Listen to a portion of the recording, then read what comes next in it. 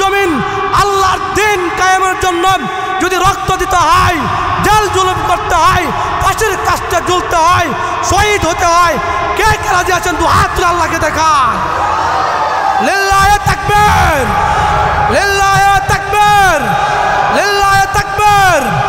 আল কোরআনের আলো, আল হাদিসের আলো, তোমার নেতা আমার নেতা বিশ্বনবী মুস্তাফা।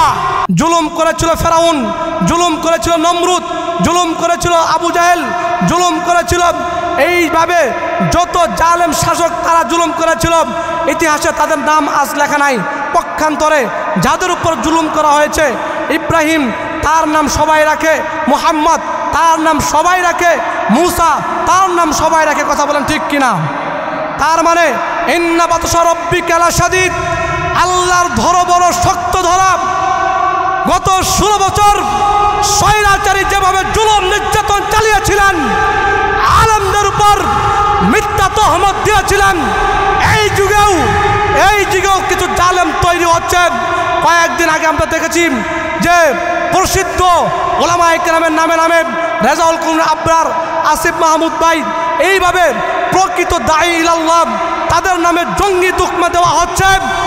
যুবক ভাই আমার, যদি এদেশকে যদি দর্শন মুক্ত করতে চাই, এদেশকে যদি চাঁদা মুক্ত করতে চাই, এদেশকে যদি অন্যায় মুক্ত করতে চাই, এদেশকে যদি দর্শন মুক্ত করতে চাই, চাঁদাবাজ মুক্ত করতে চাই, একটাই সমান, সেটা হলো একটাই সমাধান, সেটা হচ্ছে ইসলামী শরিয়া ব্যবস্থা। কথা বলেন ঠিক কিনা? আমার আল্লাহ তাআলা জানিয়ে দেন, কুল তাআলাউ আতলু মা হাররামা রাব্বুকুম আলাইকুম আল্লা তুশরিকু বিহি শাইআন ওয়া বিল ওয়ালিদাইনি ইহসানা। আল্লাহু আকবার। আল্লাহ তাআলা জানিয়ে দেন, কুল তাআলাউ আতলু মা হাররামা রাব্বুকুম আলাইকুম আল্লা তুশরিকু বিহি শাইআন ওয়া বিল ওয়ালিদাইনি ইহসানা ওয়া লা তাকতুলু আওলাদাকুম মিন ইমলাক নাহনু নারযুকুকুম ওয়া ইয়্যাহুম ওয়া লা তাকরাবুল ফাওয়াহিশা মা যাহারা মিনহা ওয়া মা বাতান ওয়া লা তাকতুলুন নাফসাল্লাতী হাররামাল্লাহু ইল্লা বিল হক যালিকুম ওয়াসাকুম বিহি লাআল্লাকুম তা'কিলুন। আল্লাহু আকবার বলেন। মুসলমান বন্ধুগণ আমার, কথাগুলো ভালো করে বোঝার চেষ্টা করুন। আল্লাহ তাআলা এমন 5 বিষয় আল্লাহ তাআলা হারাম করেছেন, অর্থাৎ এই 5 বিষয় আমি আপনি যদি করি তাহলে এক ধরনের জুলুমের ভিতরে আমি নাম লেখাই দিলাম। 1 নম্বর, আল্লাহ তাআলা জানিয়ে দেন, নবীকে খিতাব করে বলতেছেন, কুল, হে নবী আপনি তেলাওয়াত করে শুনিয়ে দিন, আপনি তেলাওয়াত করে আপনার উম্মতদেরকে জানিয়ে দিন। আপনি কি জানিয়ে দিবেন? কুল তাআলাউ আতলু মা হাররামা রাব্বুকুম আলাইকুম, তোমার আল্লাহ তোমাদের উপর হারাম করেছে, তোমাদের উপর হারাম করেছে। 1 নম্বর হচ্ছে আল্লাহ তুশরিকু বিহি শাইআ, আল্লাহর সাথে শরীক করা যাবে না। 2 নম্বর আল্লাহ তাআলা জানিয়ে দিচ্ছেন, ওয়া বিল ওয়ালিদাইনি ইহসানা, পিতামাতার সৎ ব্যবহার করতে হবে, পিতামাতার সাথে অসৎ ব্যবহার করা যাবে না। 3 নম্বর আল্লাহ তাআলা জানিয়ে দিলেন, ওয়ালা তাকতুলু আওলাদাকুম মিন ইমলাক নাহনু নারযুকুকুম ওয়া ইয়্যাহুম, আল্লাহ তাআলা জানিয়ে দেন যে তোমরা তোমাদের বাচ্চাদেরকে দরিদ্রতার ভয়ে সন্তানদেরকে তোমরা হত্যা করো না। নাহনু নারযুকুকুম ওয়া ইয়্যাহুম, আমি আল্লাহ তো এমন আল্লাহ, আমি তোমাদেরকেও রিজিক দিয়ে দেই, আমি তাদেরকেও রিজিকের ব্যবস্থা করে দেই। শুধু তাই নয় রে বান্দা, মানুষ সৃষ্টি করার 40 বছর পূর্বে আল্লাহ তাআলার বান্দা রিজিকের ব্যবস্থা ফায়সালা করে দেয়। রাখেন সুবহানাল্লাহ বলেন। রব্বি জিদনি ইলমা, রব্বি জিদনি ইলমা, রব্বি ইশরাহ লি সাদরি ওয়া ইয়াসসির লি আমরি ওয়াহলুল উকদাতাম মিন লিসানি ইয়াফকাহু কওলি ওয়া বিকা নাস্তাঈনু ইয়া মুস্তাআন। সকলে মুহাব্বতের সাথে দুরূদ শরীফ পড়ে আল্লাহুম্মা সাল্লি আলা মুহাম্মাদিন ওয়া আলা আলি মুহাম্মাদ محمد كما صليت على إبراهيم وعلى آل إبراهيم إنك حميد مجيد اللهم بارك على محمد وعلى آل محمد كما باركت على إبراهيم وعلى آل إبراهيم إنك حميد مجيد محمد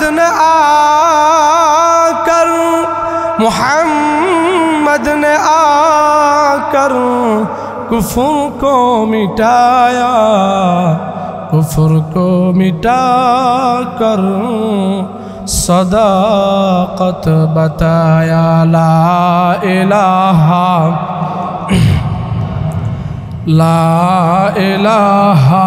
इल्लल्लाह ला इलाहा इल्लल्लाह ला इलाहा इल्लल्लाह ला इलाहा इल्लल्लाह ला इलाहा इल्लल्लाह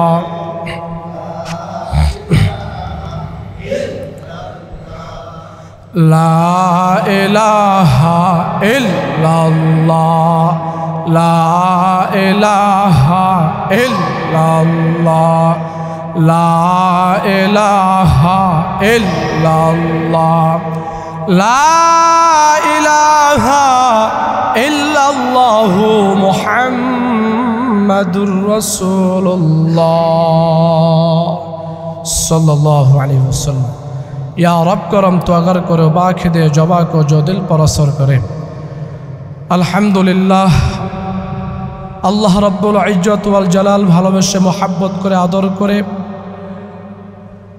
গত সপ্তাহে এই সপ্তাহের ভিতরে সর্বশ্রেষ্ঠ দিন জুমার দিন আল্লাহর ঘর মসজিদে আল্লাহ জাল্লা শানুহু একত্রিত করেছেন এবং আমি অধমকে কিছু কথা বলার তৌফিক দিয়েছেন। আপনাদের সকলকে শ্রবণ করার মতো ধৈর্য দিয়েছেন, শক্তি দিয়েছেন। এই জন্য আমরা প্রত্যেকে প্রাণ খুলে ভক্তির সহিত আকাশ পাতাল প্রকম্পিত করে সকলে কালিমাত শুকর আদায় করি আলহামদুলিল্লাহ। আরেকটু আওয়াজ করে বলি আলহামদুলিল্লাহ। যার ওসিলায় পৃথিবী পাইলাম তার শানে সংক্ষিপ্ত একটা দুরূদ প্রেরণ করে সকলে বলি সাল্লাল্লাহু আলাইহি ওয়াসাল্লাম।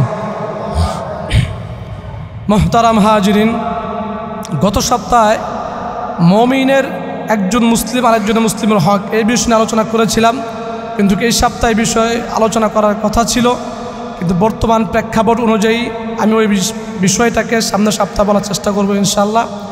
আজকে যে আমি বিষয়টা নির্ধারণ করেছি বর্তমান সমাজের সাথে মিশে, বর্তমান সমাজের সাথে প্রেক্ষাপট, রাষ্ট্রের সাথে প্রেক্ষাপট, সেই বিষয়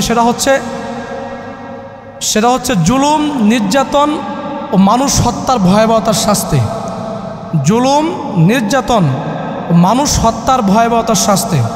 আমি ইনশাআল্লাহ এই বিষয়ে কিঞ্চিত পরিমাণ আলোকপাত করার প্রয়াস চালাবো ইনশাআল্লাহ, মা তৌফিক ইল্লা বিল্লাহ।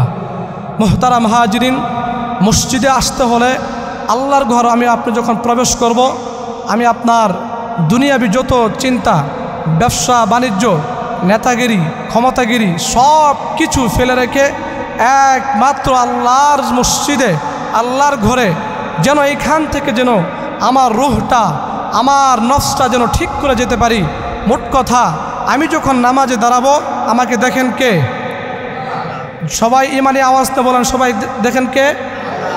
এটাই ভাবতে হবে মুমিনের শেষ নামাজ। এইভাবে যদি আমি আপনার মসজিদে আসি তাহলে সব কিছু ভালো লাগবে, সব কিছু মনের ভিতরে বসবে, সব কিছু মনের ভিতরে একটা আত্মার খোরাক পাবো। কথা বলেন ঠিক কিনা? মুহতারাম হাজিরিন, মানুষ হত্যা ও জুলুম নির্যাতন এই বিষয়টা আজকে আমি আপনি বর্তমান সকলে জানে অবগত আছি। বর্তমান ফেসবুক, ইউটিউব খুললেই দেখা যাচ্ছে অমুক জায়গায় ধর্ষণ, অমুক জায়গায় অমুক রাস্তায় চাঁদাবাজি, অমুক জায়গায় সন্ত্রাসী, অমুক জায়গায় হামলা মামলা, আগুন হামলা, বিভিন্ন রকম ভাঙচুর হচ্ছে কিনা? এক ঘরের মধ্যে এক পরিবারে ময়মনসিংহে কয়েকদিন আগে এক পরিবারের 3 জনকে গলা কেটে হত্যা। তাহলে বর্তমান আমরা এমন একটা যুগ, এমন একটা বাংলাদেশে অবস্থান করছি, মনে হচ্ছে যে সেই জাহিলি যুগ, সেই বর্বরতার যুগে, যে যুগে ছিল কাটাকাটি, যে যুগে ছিল মারামারি, আহাজারি, খুনাখুরি, ধর্ষণ, রেপ, এমনকি কন্যা সন্তানকে জীবিত অবস্থায় কবর দেওয়া হতো, ঠিক মনে হচ্ছে এই সমাজে বর্তমানে আমরা অবস্থান করতেছি। কথা বলেন ঠিক কিনা? এই জন্য আমি আজকে এই বিষয়টা আমি আজকে নির্ধারিত করেছি।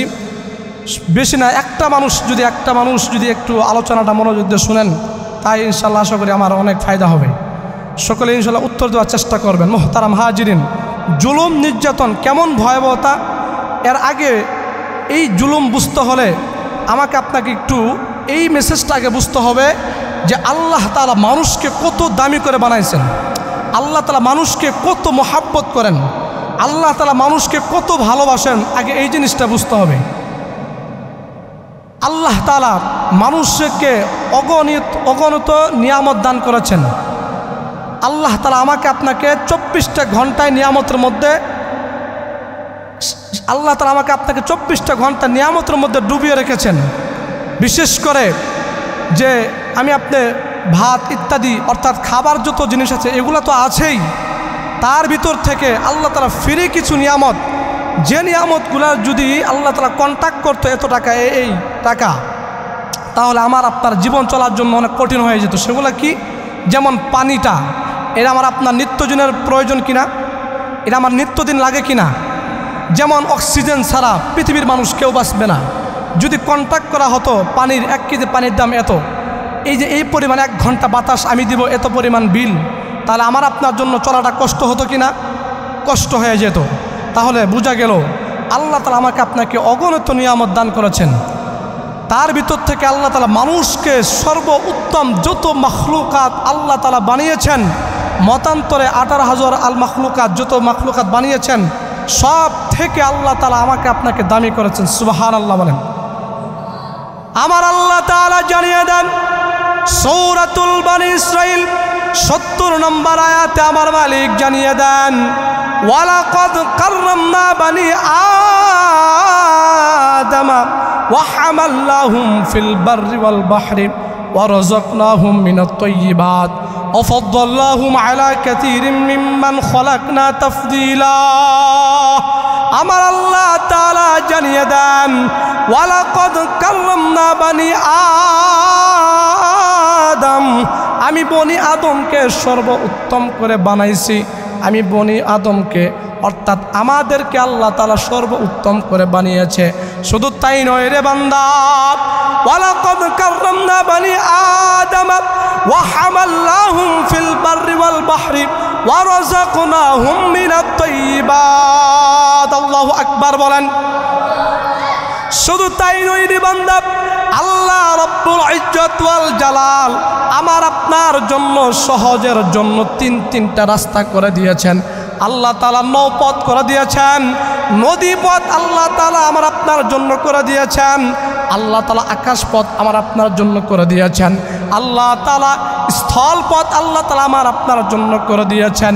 যে একজন হাজী সাহেব, একজন প্রবাসী মুহূর্তের ভিতরেই বাংলাদেশ থেকে অন্য দেশ চলে যাবে, এই জন্য আমি আল্লাহ আকাশ পথ বিমানে ব্যবস্থা করে দিলাম, ঠিক কিনা? 2 নম্বর, আল্লাহ তাআলা এক দেশ থেকে আরেক দেশ মালগুলো লঞ্চের মাধ্যমে, বড় বড় জাহাজের মাধ্যমে এক দেশ থেকে আরেক দেশ মালগুলো ট্রান্সফার করবে। এই যে মনকে মন, টনকে টন জাহাজগুলো পানির বুকে চলাফেরা করে। আমি আল্লাহ পানির কখনো হুকুম করিনি যে তুমি তাকে গ্রাস করে নিয়ে ফেলো।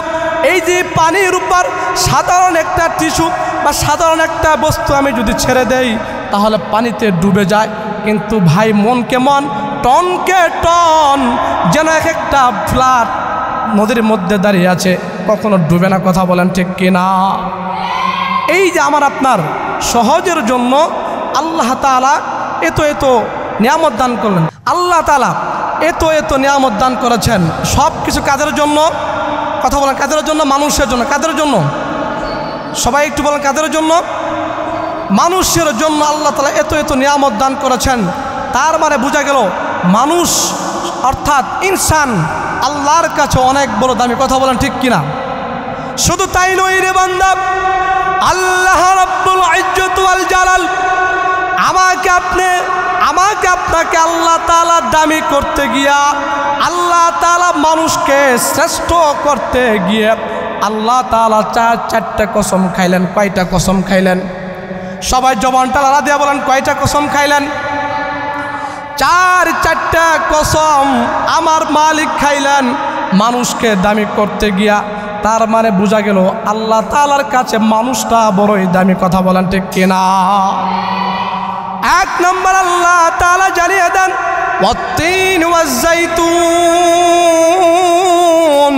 ওয়া তুরিস সিনিন ওয়া হাযাল বালাদিল আমিন লাকাদ খালাকনাল ইনসানা ফি আহসানি তাকবীম।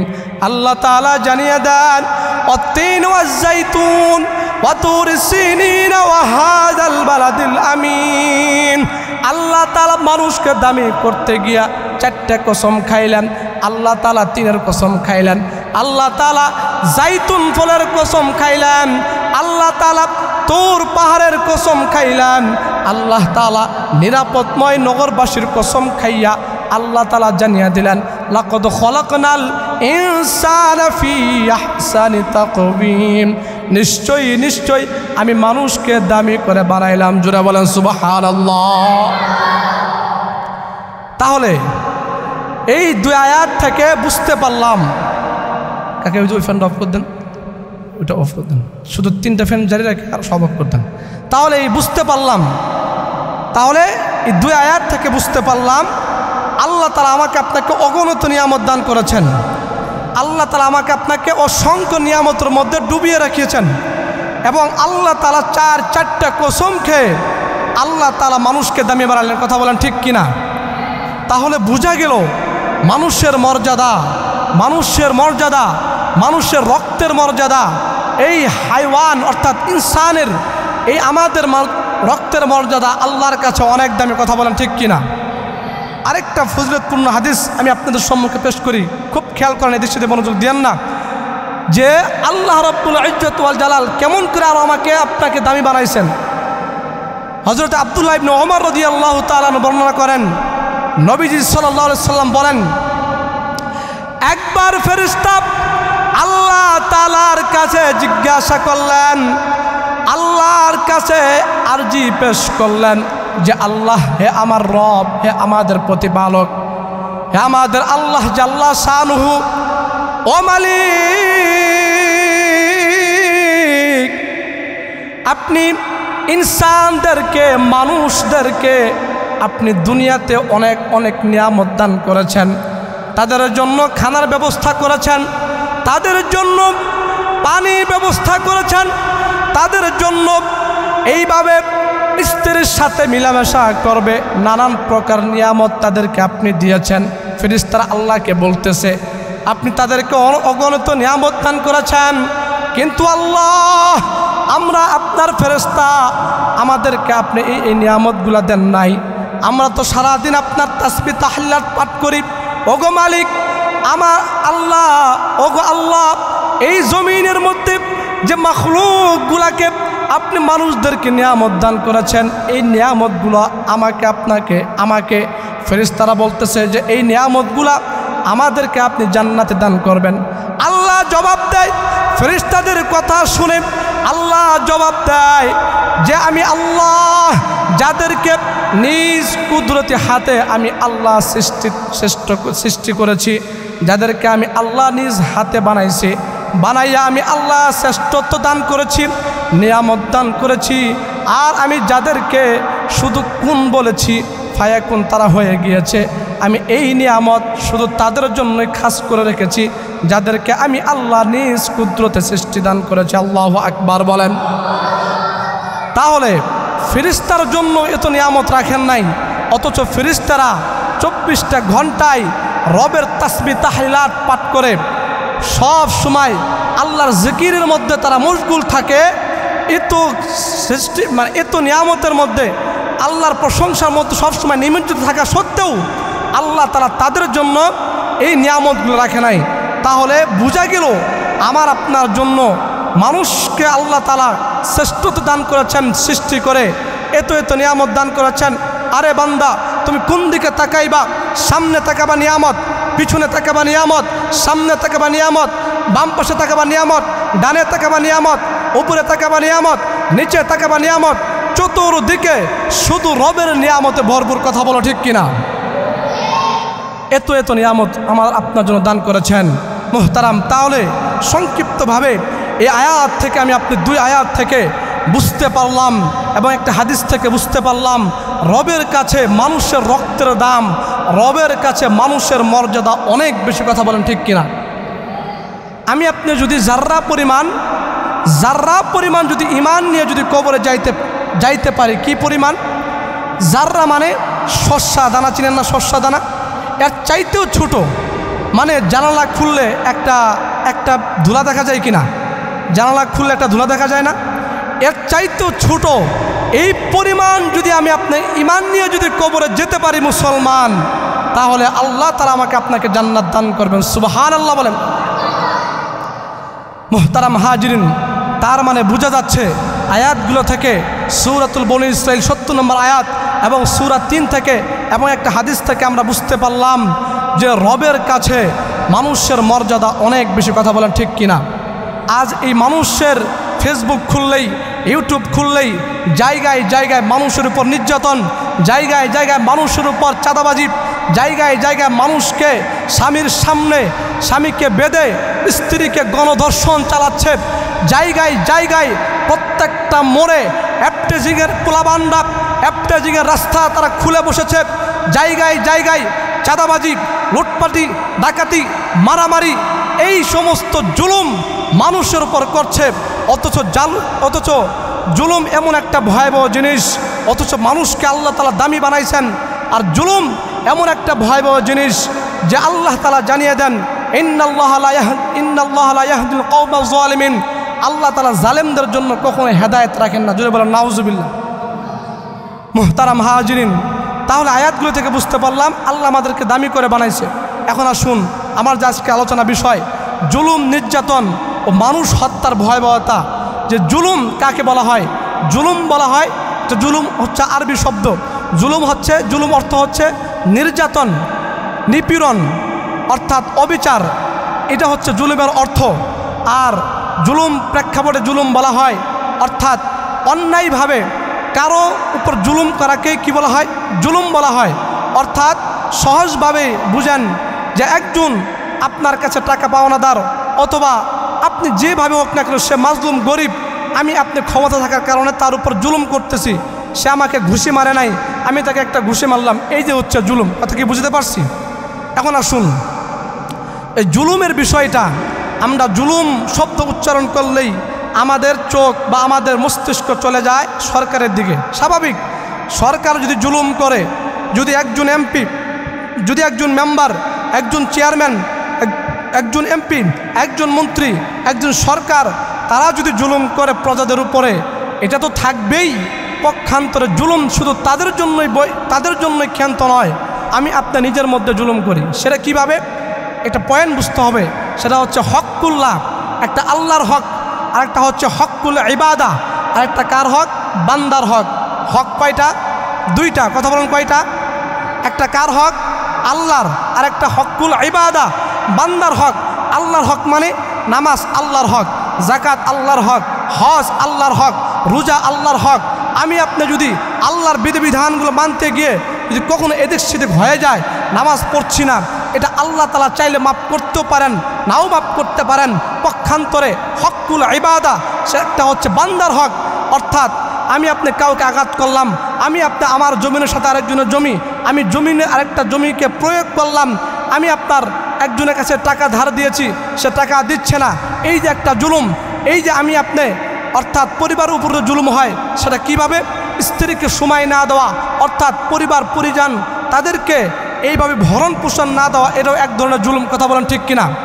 তার মানে জুলুম হচ্ছে এই এমন একটা জিনিস যে একজন আপনার হাতের মাধ্যমে, আপনার কথার মাধ্যমে, আর্থিকভাবে আর্থিক লেনদেনের মাধ্যমে শারীরিকভাবে যে কোনো পন্থায় আপনি যখন তার উপর জুলুম প্রয়োগ করবেন সেটাকে বলা হয় কি?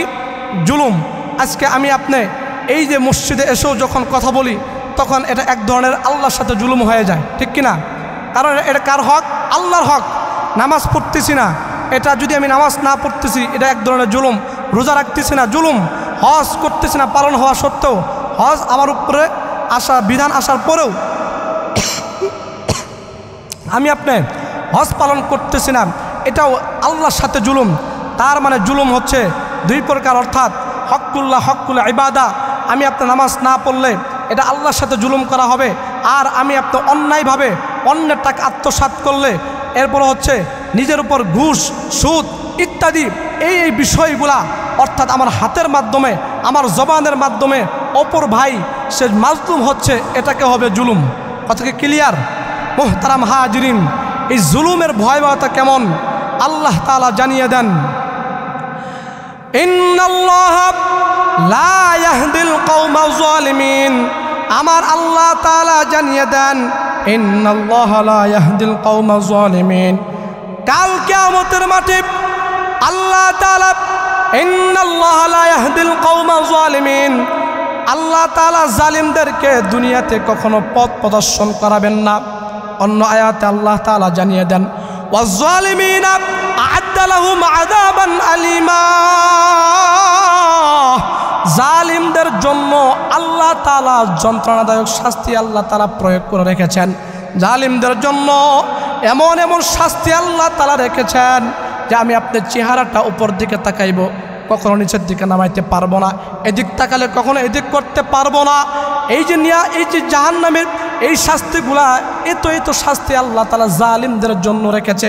অন্য আয়াতে আল্লাহ তাআলা জানিয়ে দেন ওয়াতারাজ জালিমিনা লাম্মা রাউল আযাব ইয়াকুলুনা হাল ইলা মারাদ্দিন মিন সাবিল। কাল কিয়ামতের মাঠে যখন জালিমরা শাস্তিগুলো দেখতে পারবে, শাস্তি হচ্ছে, তখন তারা ইয়াকুলুনা, তখন তারা বলবে যে এইখান থেকে বাঁচার কোনো, ফিরে যাওয়ার কোনো রাস্তা আছে কি? এই কথা তখন তারা বলবে। কবর এমন একটা জায়গা, জিন্দেগি দুইটা, একটা দুনিয়াবি জিন্দেগি, আরেকটা হচ্ছে আখিরাতি জিন্দেগি। আরে বান্দা, আমি ঘুমাইছি, চোখ খুললে আমি দুনিয়া পাইলাম, চোখ না খুললে পরকাল। এই যে ওই জিন্দেগিটা কবরের মধ্যে, কেউ যারা জাহান্নামে যাবে তারাও কবর থেকে বের হতে পারবে না, জান্নাতে যারা যাবে তারাও বের হতে পারবে না। ইতিহাসের নজিরে এমন কেউ আছে যে আমার আত্মীয় মারা গেছে কবর থেকে উঠে আসছে? কেউ আছে এরকম ইতিহাস আছে? নাই। তার মানে যারা জুলুম করে কাল কিয়ামতের মাঠে ভয়ানক তারা শাস্তি দেখতে পারবে। তারা শাস্তি দেখে বলবে যে এখান থেকে পালাবার, এখান থেকে বাঁচার কোনো, ফিরার কোনো উপায় আছে কিনা। তখন কি কোনো এই আফসোস করে তখন কোনো লাভ হবে? কথা বলেন মুহতারাম হাজিরিন, এই তাহলে জুলুমের ভয়াবহতা কি বুঝতে পারলাম। এখন আসেন, আল্লাহ তাআলা আমার আপনার জন্য কিছু বিষয় আল্লাহ তাআলা আমার আপনার জন্য হারাম করেছেন। জুলুম অর্থাৎ এই বিষয়গুলো করলে এক ধরনের জুলুমের মধ্যে আপনি নাম লেখাইবেন। সেগুলা কি? আল্লাহ তাআলা সূরাতুল আনআম আয়াত নম্বর 152 নম্বর আয়াত আল্লাহ তাআলা জানিয়ে দেন, আমার আল্লাহ তাআলা জানিয়ে দেন কুল তাআলাউ আতলু মা হাররামা রাব্বুকুম আলাইকুম আল্লা তুশরিকু বিহি শাইআন ওয়া বিল ওয়ালিদাইনি ইহসানা। আল্লাহু আকবার। আল্লাহ তাআলা জানিয়ে দেন কুল তাআলাউ আতলু মা হাররামা রাব্বুকুম আলাইকুম আল্লা তুশরিকু বিহি শাইআন ওয়া বিল ওয়ালিদাইনি ইহসানা ওয়া লা তাকতুলু আওলাদাকুম মিন ইমলাক নাহনু নারযুকুকুম ওয়া ইয়্যাহুম ওয়া লা তাকরাবুল ফাওয়াহিশা মা যাহারা মিনহা ওয়া মা বাতান ওয়া লা তাকতুলুন নাফসাল্লাতী হাররামাল্লাহু ইল্লা বিল হক যালিকুম ওয়াসাকুম বিহি লাআল্লাকুম তা'কিলুন। আল্লাহু আকবার বলেন। মুসলমান বন্ধুগণ আমার, কথাগুলো ভালো করে বোঝার চেষ্টা করুন। আল্লাহ তাআলা এমন 5 বিষয় আল্লাহ তাআলা হারাম করেছেন, অর্থাৎ এই 5 বিষয় আমি আপনি যদি করি তাহলে এক ধরনের জুলুমের ভিতরে আমি নাম লেখাই দিলাম। এক নম্বর আল্লাহ তাআলা জানিয়ে দেন, নবীকে খিতাব করে বলতেছেন, কুল, হে নবী আপনি তেলাওয়াত করে শুনিয়ে দিন, আপনি তেলাওয়াত করে আপনার উম্মতদেরকে জানিয়ে দিন। আপনি কি জানিয়ে দিবেন? কুল তাআলাউ আতলু মা হাররামা রাব্বুকুম আলাইকুম, তোমার আল্লাহ তোমাদের উপর হারাম করেছে, তোমাদের উপর হারাম করেছে। এক নম্বর হচ্ছে আল্লাহ তুশরিকু বিহি শাইআ, আল্লাহর সাথে শরীক করা যাবে না। দুই নম্বর আল্লাহ তাআলা জানিয়ে দিচ্ছেন, ওয়াবিল ওয়ালিদাইনি ইহসানা, পিতামাতার সৎ ব্যবহার করতে হবে, পিতামাতার সাথে অসৎ ব্যবহার করা যাবে না। তিন নম্বর আল্লাহ তাআলা জানিয়ে দিলেন, ওয়ালা তাকতুলু আওলাদাকুম মিন ইমলাক নাহনু নারযুকুকুম ওয়া ইয়্যাহুম, আল্লাহ তাআলা জানিয়ে দেন যে তোমরা তোমাদের বাচ্চাদেরকে দরিদ্রতার ভয়ে সন্তানদেরকে তোমরা হত্যা করো না। নাহনু নারযুকুকুম ওয়া ইয়্যাহুম, আমি আল্লাহ তো এমন আল্লাহ, আমি তোমাদেরকেও রিজিক দিয়ে দেই, আমি তাদেরকেও রিজিকের ব্যবস্থা করে দেই। শুধু তাই নয় রে বান্দা, মানুষ সৃষ্টি করার 40 বছর পূর্বে আল্লাহ তাআলার বান্দা রিজিকের ব্যবস্থা ফায়সালা করে দেয়। রাখেন সুবহানাল্লাহ বলেন। তাহলে 3 নম্বর বুঝতে পারলাম। 4 নম্বর আল্লাহ তাআলা যে বিষয়টাকে হারাম করেছেন, ওয়ালা তাকরাবুল ফাওয়াহিশা মা যাহারা মিনহা ওয়া মা বাতান, যে খবরদার তোমরা প্রকাশ্যে হোক গোপনে হোক, রাতের অন্ধকারে দিনের আলোতে কখনো তোমরা জিনার কাছেও, অর্থাৎ তোমরা অশ্লীল কাজের কাছেও তোমরা কখনো যেও না। 5 নম্বর আল্লাহ তাআলা জানিয়ে দেন, 5 নম্বর আল্লাহ তাআলা জানিয়ে দেন, ওয়ালা তাকতুলুন নাফসাল্লাতী হারামাল্লাহু ইল্লা বিল হাক্কি, যে তোমরা অন্যায়ভাবে একে অপরকে মানুষ হত্যা করো না। এই যে একটা পয়েন্ট আল্লাহ তাআলা জানিয়ে দিচ্ছেন যে ওয়ালা তাকতুলুন নাফসাল্লাতী হারামাল্লাহু ইল্লা বিল হাক্কি যালিকুম ওয়াসাকুম বিহি লাআল্লাকুম তাআকিলুন, যে তোমরা অন্যায়ভাবে একে অপরকে হত্যা করো না, অর্থাৎ মানুষ হত্যা করো না। যালিকুম ওয়াসাকুম বিহি লাআল্লাকুম তাআকিলুন, এটা তোমার রবের পক্ষ থেকে এটা তোমাদের জন্য উপদেশ রেখেছেন, যাতে করে তোমরা এই শিক্ষাগুলো থেকে, এই বিষয়গুলো থেকে তোমরা অনুধাবন করতে পারো। তাহলে আয়াত থেকে 5টা বিষয় বুঝতে পারলাম। 1 নম্বর আল্লাহ তাআলা হারাম করেছেন যেগুলা করলে জুলুম বলা হবে।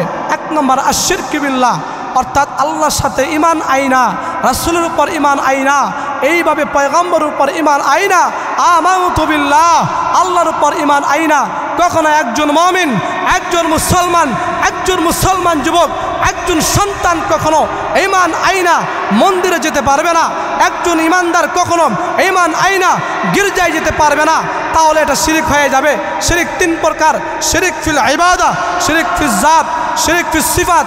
ঈমান আইনা কখনো আল্লাহর ইবাদতের মধ্যে শিরিক করা যাবে না। ঈমান আইনা আল্লাহর সিফাতের সাথে শিরিক করা যাবে না। ঈমান আইনা আল্লাহর জাতের সাথে শিরিক করা যাবে না। মাজারে যায় কখনো বন্ড বাবার কাছে বাচ্চা চাওয়া যাবে? কথা বলেন, কখনো যাবে না। অবিল ওয়ালিদাইনি ইহসানা, পিতামাতার সাথে সৎ ব্যবহার করতে হবে, মানে পিতামাতার সাথে অসৎ ব্যবহার করা যাবে না। পিতামাতা শব্দটা বললে আমি হালাকাত হয়ে যাব। আরে বান্দা, নবীজি বলেন আমি তোমাদের জন্য 2টা জান্নাত বরাদ্দ করে রেখেছি, একটা হচ্ছে পিতা, আরেকটা হচ্ছে মা। এটা হচ্ছে তোমাদের জন্য রহমত, এটা হচ্ছে তোমাদের জন্য রহমত। তোমরা যদি পিতামাতার ভালো ব্যবহার করে, সৎ ব্যবহার করে যদি দুনিয়া থেকে তোমরা কবরে আসতে পারো, আমি আল্লাহ তোমাদের জন্য জান্নাতকে ওয়াজিব করে দেব। সুবহানাল্লাহ বলেন। 3 নম্বর বুঝতে পারলাম, ওয়ালা তাকতুলু আওলাদাকুম মিন ইমলাক, কখনো দরিদ্রতার ভয়ে যে বাচ্চা ভূমিষ্ঠ করলে, বাচ্চা নিলে মনে হবে আমি খানা কেমনে খাওয়াবো, আমি কেমনে পরিধান করাবো, কেমনে পোশাক দিব, এই ভয়ে তোমরা কখনো বাচ্চাকে ধ্বংস করে দিও না। অর্থাৎ এটা বুঝতেই পারছেন, অর্থাৎ আপনি এমনিতেই এখানে একটা মাসলা আছে, সেই বিষয়ে না যাচ্ছি, যে যারা বাচ্চা না নেওয়ার যদি এই নিয়ত থাকে যে কি খাবে, আমি কেমনে চালামু, এই নিয়তে যদি বাচ্চা আপনি যদি বড়ি ইউজ করেন, তাহলে এটা হবে হারাম। আর যদি না এমনিতে নর্মালি শারীরিক স্বাস্থ্য সব কিছু মিলে, তাহলে কোনো কিছু সমস্যা নেই, আপনি পান করে বড়ি খেতে পারবেন, সমস্যা নেই। বাকি পক্ষান্তরে যদি আপনি দরিদ্রতার ভয়ে, ভয়ে যে বাচ্চা আসবে, দুনিয়াতে আসলে সে কী খাবে, কেমনে চালাবো, আমার তো সংসার ছোট সংসার, এই নিয়তে যদি করেন তাহলে সেটা হবে হারাম। কারণ মানুষ সৃষ্টি করার 40 বছর পূর্বে রিজিকের ব্যবস্থা কে করে রেখেছেন? এই মানে আওয়াজ দিয়ে বলেন কে? আল্লাহ করে রেখেছেন। মুহতারাম হাজিরিন, 3 নম্বর 4 নম্বর হচ্ছে ওয়ালা তাকরাবুল ফাওয়াহিশা মা যাহরা মিনহা ওয়া মা বাতান। প্রকাশ্যে হোক, রাতের অন্ধকারে হোক, দিনের আলোতে হোক, দুনিয়ার কেউ দেখে না, আরে আমি আল্লাহ তো দেখতেছি। তুমি শুধু তাই নয় রে বান্দা, গর্তের মধ্যে পিপিলিকা চলাফেরা করে, এই আওয়াজটা পর্যন্ত আমি মালিক শুনতে পারি। সমুদ্রের বুকে মাছগুলা চলাফেরা করে, এই আওয়াজটা পর্যন্ত আমি আল্লাহ দেখতে পারি, শুনতে পারি। তোমার অন্তরের মধ্যে তুমি কি ঘুরপাক খাচ্ছ, তুমি কি করতে চাচ্ছ, এটাও আমি আল্লাহ তাআলা জানি। প্রকাশ্যে হোক, অপ্রকাশ্যে হোক, গোপনে হোক, দিনের আলোতে কখনো তোমরা জিনার কাছেও যেও না। 5 নম্বর বলতেছেন ওয়ালা তাকতুলুন নাফসাল্লাতী হারামাল্লাহু ইল্লা বিল হক, যে তোমরা মানুষ হত্যা করো না, অন্যায়ভাবে মানুষ হত্যা করো না। এই কথাগুলো আমরা আয়াত থেকে বুঝতে পারলাম। সূরাত আল আনআম 152 নম্বর আয়াত। এখন একটা হাদিস পেশ করি, বুখারী শরীফের হাদিস 6871 নম্বর হাদিস, বুখারী শরীফের হাদিস। ইমাম বুখারী রাহিমাহুল্লাহ তাআলা তার হাদিসের কিতাবের মধ্যে উল্লেখ করেন, আনাস ইবনে মালিক আনিন নবী সাল্লাল্লাহু আলাইহি ওয়াসাল্লাম قال আকবারুল কাবাইর আশ-শিরকু বিল্লাহ ওয়া কাতালান নাফস ওয়া উকুকুল ওয়ালিদাইন ওয়া কাউলুজ যুর আও ক্বালা ওয়া শাহাদাতুজ যুর। ইমাম বুখারী রাহিমাহুল্লাহু তাআলা তার কিতাবের মধ্যে হাদিসের মধ্যে উল্লেখ করেন, আনাস ইবনে মালিক থেকে বর্ণিত, নবীজি বলেন বড় বড় 4টা গুনাহ, আকবারুল কাবাইর, বড় বড় 4টা গুনাহ। 1 নম্বর গুনাহ হচ্ছে আশ-শিরকু বিল্লাহ, আল্লাহর সাথে শরীক করা। 2 নম্বর হচ্ছে ওয়াকাতালান নাফসি, অন্যায়ভাবে একজনকে হত্যা করা। 3 নম্বর হচ্ছে উকুকুল ওয়ালিদাইন, পিতামাতার অবাধ্য হওয়া। 4 নম্বর হচ্ছে ওয়াকাউলুজ যুর আও ক্বালা ওয়া শাহাদাতুজ যুর, যে মিথ্যা কথা বলেছেন বা মিথ্যা লিখেছেন, মিথ্যা বলেছেন, অথবা আপনি ওয়া শাহাদাতুজ যুর, অথবা আপনি মিথ্যা সাক্ষ্য দিয়েছেন। এই যে লাস্টের একটা, আর 2 নম্বর একটা ওয়াকাতালান নাফস, মানুষ হত্যা করা, আর এটা হচ্ছে মিথ্যা সাক্ষ্য দেওয়া। এটা সমাজের মধ্যে আছে কি নাই? আছে কি নাই? বিশেষ করে আদালত প্রাঙ্গণগুলো দেখা যায় যে মিথ্যা আলেমদের বিরুদ্ধে গত 16 বছর আলেমদেরকে জঙ্গি তুহমা দিয়ে তাদেরকে জেলের মধ্যে আবদ্ধ করে রেখে হয়েছিল। কথা বলেন ঠিক কিনা? তারা কি সুন্দরভাবে এইভাবে তারা বর্তমানেও এইভাবে তারা আদালত প্রাঙ্গণে, যাদের টাকা আছে, মাল আছে, একজন গরিব সে একদম হক, সে এমন কাজ করে নাই, তাকেও এমন মামলা দিয়ে, ধর্ষণে মামলা দিয়ে, জঙ্গির মামলা দিয়ে, এই ভাঙচুরে মামলা দিয়ে আদালত প্রাঙ্গণে সাক্ষী বানানো হচ্ছে, মিথ্যা সাক্ষী। কথা বলেন ঠিক কিনা?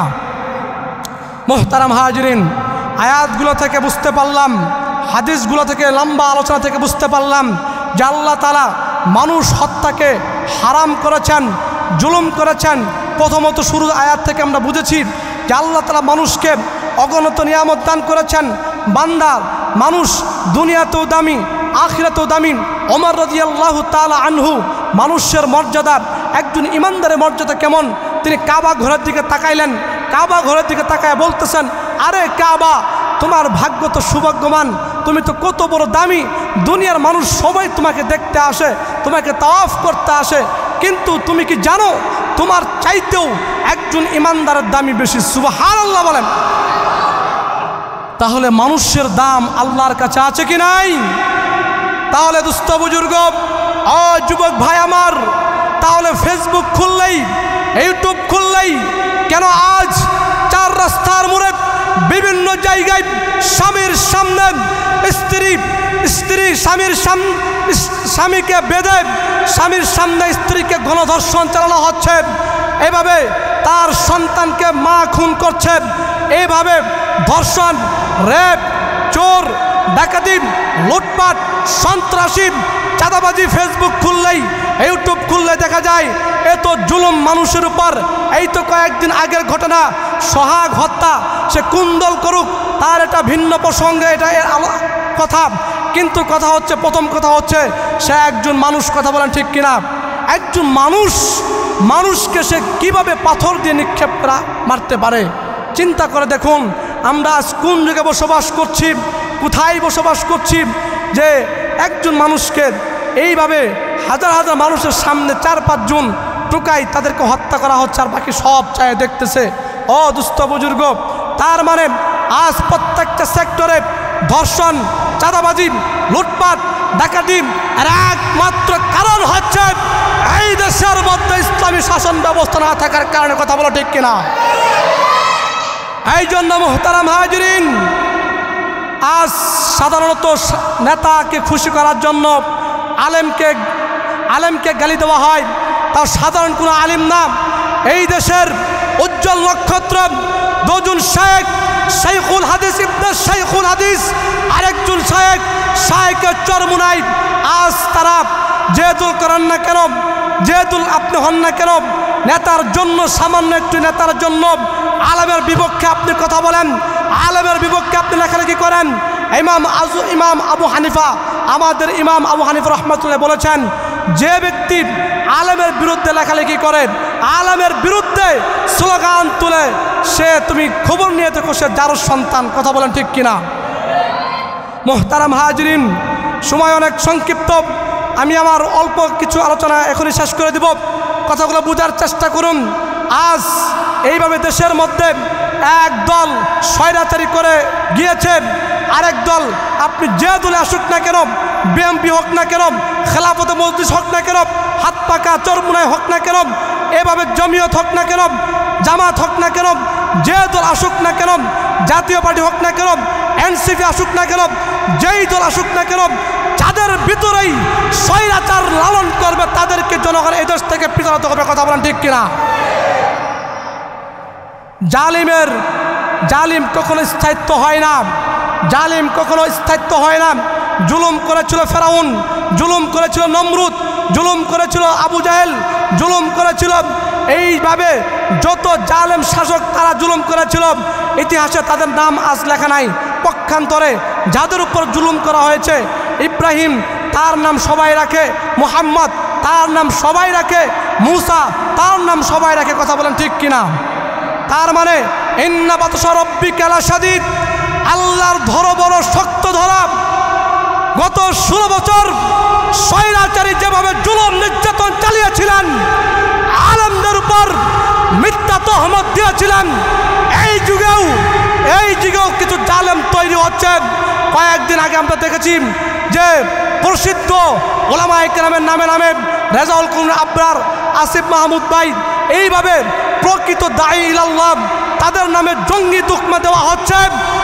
যুবক ভাই আমার, যদি এদেশকে যদি দর্শন মুক্ত করতে চাই, এদেশকে যদি চাঁদা মুক্ত করতে চাই, এদেশকে যদি অন্যায় মুক্ত করতে চাই, এদেশকে যদি দর্শন মুক্ত করতে চাই, চাঁদাবাজ মুক্ত করতে চাই, একটাই সমাধান, সেটা হচ্ছে ইসলামী শরিয়া ব্যবস্থা। কথা বলেন ঠিক কিনা? একটাই সমাধান, সেটা হচ্ছে ইসলামী শরিয়া ব্যবস্থা। এই জন্য দুস্থ বুজুর্গ, যদি কখনো এই দেশের উলামায়ে কেরাম ঐক্যবদ্ধ হয়ে, এই দেশের তাওহীদি জনতা ঐক্যবদ্ধ হয়ে যদি নতুন করে ডাক দেয় এই দেশটাকে সংস্করণ করার জন্য, এই দেশকে ফ্যাসিবাদী মুক্ত করার জন্য, এই দেশে কালিমার পতাকা সংসদে উত্তোলন করার জন্য, এই দেশটাকে যদি ইসলামী শাসন ব্যবস্থার জন্য ডাক দেয়, কে ইসলামকে বাস্তবায়ন করার জন্য, শরিয়া কায়েম করার জন্য তাদের ডাকেন, রণাঙ্গনে চাপিয়ে পড়বেন। প্রয়োজনে সন্তান স্ত্রীকে বিধবা করবেন। আল্লাহর জমিন, আল্লাহর দিন কায়েমের জন্য যদি রক্ত দিতে হয়, জেল জুলুম করতে হয়, ফাঁসির কাস্টে ঝুলতে হয়, শহীদ হতে হয়, কে রাজি আছেন? দু হাত তুলে আল্লাহকে দেখান। লিল্লাহি তাকবীর, লিল্লাহি তাকবীর, লিল্লাহি তাকবীর।